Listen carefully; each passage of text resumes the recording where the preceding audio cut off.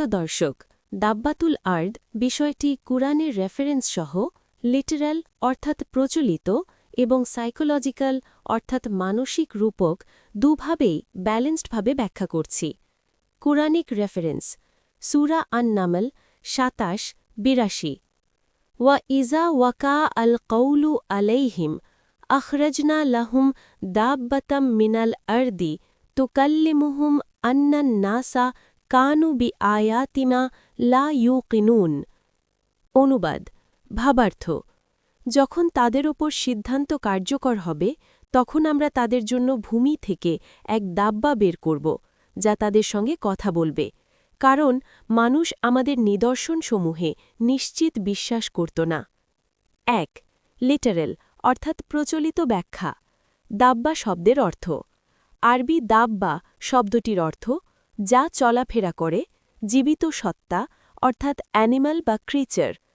কুরআনে এই শব্দ মানুষ, পশু উভয়ের জন্য ব্যবহৃত হয়েছে।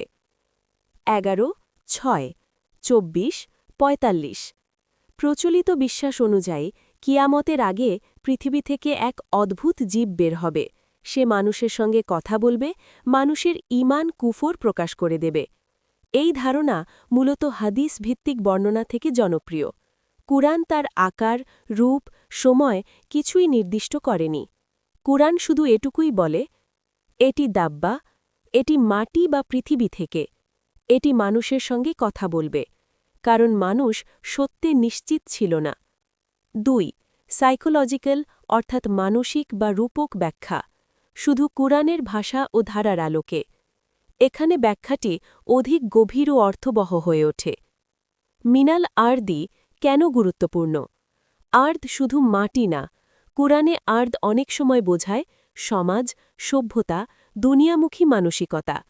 অর্থাৎ দাব্বা শুধু মাটি ফুঁড়ে বের হওয়া প্রাণী নাও হতে পারে, বরং মানুষের তৈরি এক চলমান সিস্টেম, এমন এক শক্তি বা ব্যবস্থা যা মানুষের মুখে সত্য উচ্চারণ করাবে।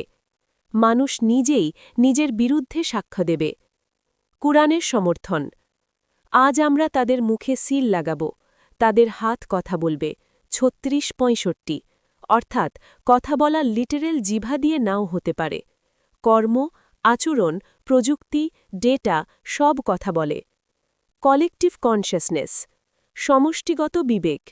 মানুষ যখন সত্য অস্বীকারে চূড়ান্ত পর্যায়ে পৌঁছবে তখন সমাজের ভেতর থেকেই এমন বাস্তবতা জন্ম নেবে যা মানুষকে বলে দেবে যে তোমরা নিশ্চিত বিশ্বাস করনি। এটা হতে পারে জ্ঞান, প্রযুক্তি, প্রকাশিত সত্য, আত্মপ্রকাশকারী অপরাধ। তুকাল্লিমুহুম কিভাবে কথা বলবে?